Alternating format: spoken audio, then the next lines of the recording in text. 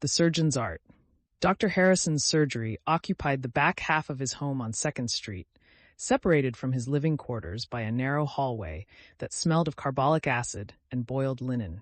The waiting room, if it could be called that, was little more than a corner of the front parlor, with 3 wooden chairs and a small table holding outdated copies of the Medicine Hat Times. Sarah sat with Thomas pressed against her side, his face buried in her shoulder, while Daniel stood at the window watching the street as the afternoon sun filtered through dust motes in the air. They'd been waiting an hour, maybe longer. Time had lost its shape. Should it take this long? Sarah's voice was barely a whisper. Daniel turned from the window. His face was drawn, shadowed with exhaustion and worry, but his eyes were steady. I don't know, but Dr. Harrison seemed capable, confident. He's done this before, Sarah said, as much to convince herself as Daniel.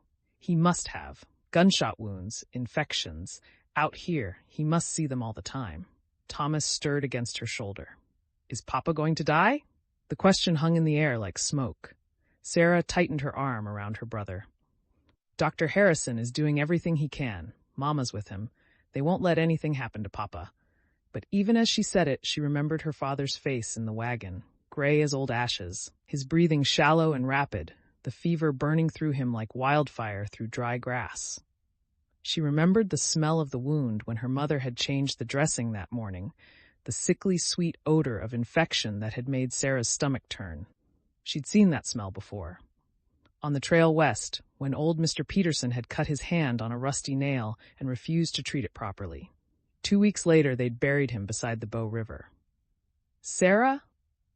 Thomas's voice was small, frightened. I'm here, Tommy. I'm right here. Daniel crossed the room and knelt beside them. He took Thomas's hand. Your father is strong. He's fought through everything else. He'll fight through this too. Thomas nodded, but his eyes were red-rimmed and lost. Footsteps sounded in the hallway, not the heavy tread of Dr. Harrison, but lighter, quicker. A woman emerged carrying a basin of water that steamed in the cool air. She was perhaps 40, with graying hair pulled back in a severe bun and competent hands that moved with practiced efficiency. Mrs. Brennan, Daniel said, rising. How is he? The woman, Dr. Harrison's housekeeper and surgical assistant, paused. Her face was carefully neutral. The doctor is working. Your mother is assisting.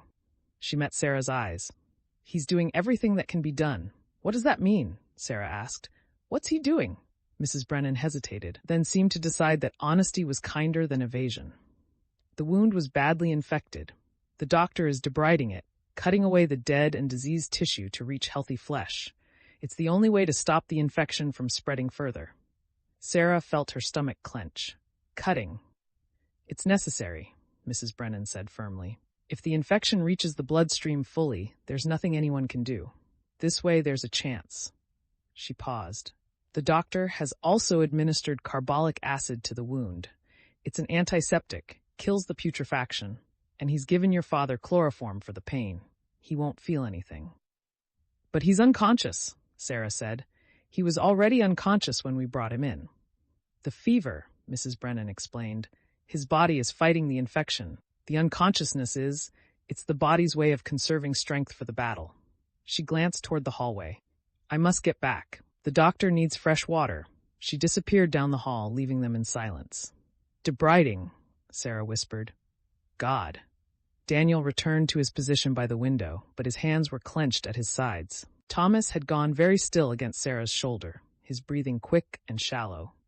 The sun rose higher. Light crept across the floor of the waiting room, illuminating dust motes that drifted in the still air. Somewhere in the house, a clock ticked steadily, marking time that seemed both too fast and too slow. Sarah found herself thinking about her father's hands. Strong hands, calloused from work, capable of holding a plow steady through rocky soil, or lifting Thomas onto his shoulders, or touching her mother's face with unexpected gentleness. She thought of those hands gripping the rifle as he faced down the robbers, blood seeping through the bandage, but his aim steady, protecting them one more time. She thought of her mother's hands, too, smaller but no less strong. Hands that had kneaded bread and changed dressings and held a pistol without trembling. Hands that were now helping Dr. Harrison cut away infection, fighting for her husband's life with the same fierce determination she'd shown facing down armed men. "I should have made him rest," Sarah said suddenly. "On the trail, when we stopped, I should have made him lie down in the wagon instead of sitting up. Maybe if he'd rested." "Sarah, no." Daniel crossed to her again. "You can't think like that. Your father made his own choice. He knew he was hurt, and he chose to defend his family anyway. That's who he is. And now he might die because of it. Or he might live because Dr. Harrison got to him in time. Because you got him here." Daniel's voice was gentle but firm. "You did everything right. All of you did." Thomas lifted his head. "I was scared." "We all were," Daniel said. "Being scared doesn't mean you weren't brave. Brave is being scared and doing what needs doing anyway." More footsteps in the hallway. This time it was Dr. Harrison himself who emerged, rolling down his shirt sleeves. His waistcoat was gone, his collar open, and there were dark circles under his eyes. But his expression was calm, professional. "The surgery is complete," he said without preamble. "I've removed all the infected tissue I could reach and irrigated the wound thoroughly with carbolic solution. I've also administered a dose of quinine. It may help with the fever, though the infection is bacterial rather than malarial." Sarah stood, still holding Thomas. "Will he live?" Dr. Harrison's face softened slightly. "I won't lie to you, Miss Mackenzie. Your father is very ill. The infection had spread significantly, and he'd lost a considerable amount of blood. The next 24 to 48 hours will be critical. If the fever breaks and the wound begins to heal cleanly, his chances improve dramatically. If not," he paused, "I've done everything medical science currently allows. The rest is up to his constitution and, if you're believers, providence." "Can we see him?" Sarah asked. "Your mother is with him now. I've moved him to the recovery room. It's small, but there's a bed for her as well. She's refused to leave his side." Dr. Harrison's expression held a hint of approval. "She's a remarkable woman, steady hands throughout the procedure. Many men would have fainted at what she witnessed today." "She's stronger than people think," Sarah said quietly. Dr. Harrison nodded. "I'm going to check on another patient. Then I'll return to monitor your father's condition. Mrs. Brennan will stay nearby. If there's any change, any at all, she'll fetch me immediately." He looked at Thomas. "Young man, your father is sleeping now. He needs rest to heal. When he wakes, he'll want to see that you're being brave for him. Can you do that?" Thomas nodded, his small face solemn. "Good lad." Dr. Harrison turned back to Sarah. "You can see him briefly, but he won't wake. The chloroform will keep him under for several more hours, and the fever has him in its grip. Don't expect him to know you're there." "We just need to see him," Sarah said, "to know he's still here. Follow me." The recovery room was at the back of the house, a small chamber with whitewashed walls and a single window that looked out onto a dusty yard. The air was thick with the sharp smell of carbolic acid and something else, the metallic scent of blood, the sweetness of chloroform. James lay on a narrow bed, covered to the chest with a clean white sheet. His face was colorless, his breathing shallow but steady. A fresh bandage wrapped his shoulder and upper chest, already showing a small seep of blood at its center. Eleanor sat in a chair beside the bed, her hand resting on James's arm. She looked up when they entered, and Sarah saw the exhaustion in her mother's eyes, but also something else. A fierce, burning determination that hadn't dimmed. "Mama," Sarah whispered. Eleanor rose and embraced her daughter, then knelt to pull Thomas into her arms. "He's going to fight," she said quietly. "He's going to fight, and we're going to be here when he wakes up." "Dr. Harrison said the next 2 days are critical," Sarah said. Eleanor nodded. "I know. I was there. I saw." She paused, and for just a moment her composure cracked. "I saw how deep the infection went, how much he'd hidden from us." Her voice hardened. "He should have told me how bad it was, should have let me treat it properly from the start." "He was trying to protect us," Sarah said. "Trying to get us to safety before he collapsed." Eleanor's jaw tightened, "and he nearly died because of it.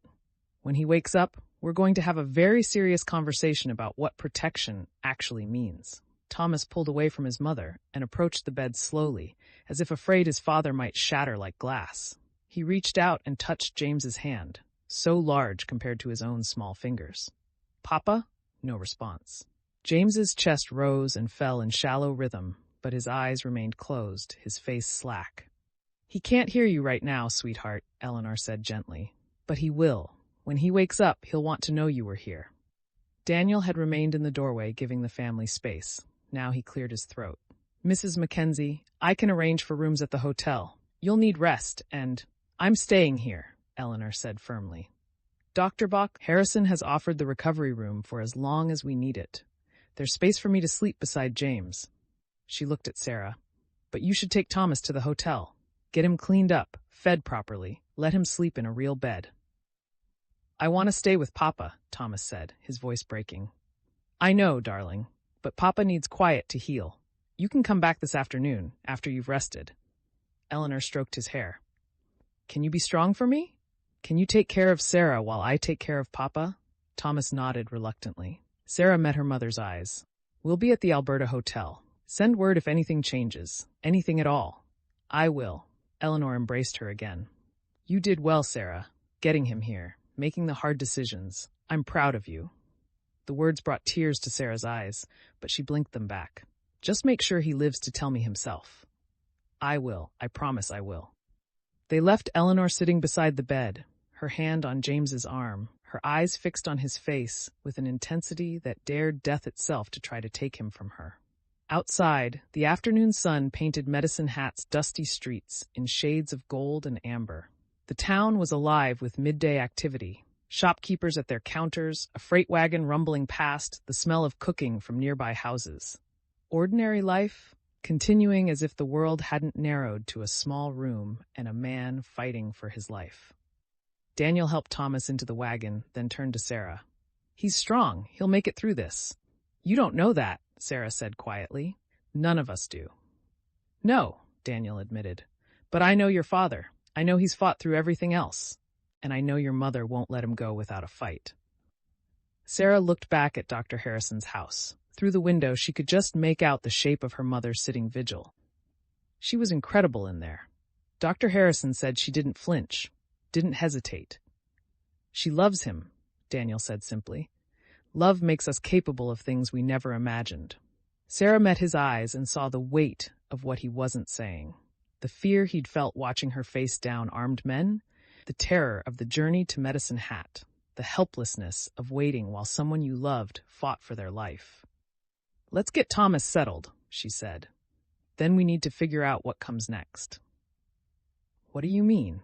Sarah climbed into the wagon beside her brother. "The consortium doesn't know we're in Medicine Hat. They don't know Papa's wounded or that we left the Thornton homestead. That gives us an advantage, maybe the only one we'll get." "Sarah, you can't be thinking about." "I'm thinking about survival," Sarah said. "Papa fought to get us here. Now we have to make sure it wasn't for nothing." Daniel studied her face, then nodded slowly. "All right, but first we rest, we eat, we let Thomas feel safe for a few hours." "Agreed." As Daniel drove the wagon toward the hotel, Sarah held Thomas close and watched the town pass by. Somewhere out there, the consortium's men were regrouping, planning their next move. Somewhere, Henry Blackburn was maintaining his solitary watch, unaware of the crisis that had unfolded. Somewhere, Samuel and Martha Thornton were holding the homestead, waiting for word. And in a small recovery room on 2nd Street, her father lay unconscious while infection and fever waged war inside him, his life hanging in the balance. The surgery was done. The waiting had begun.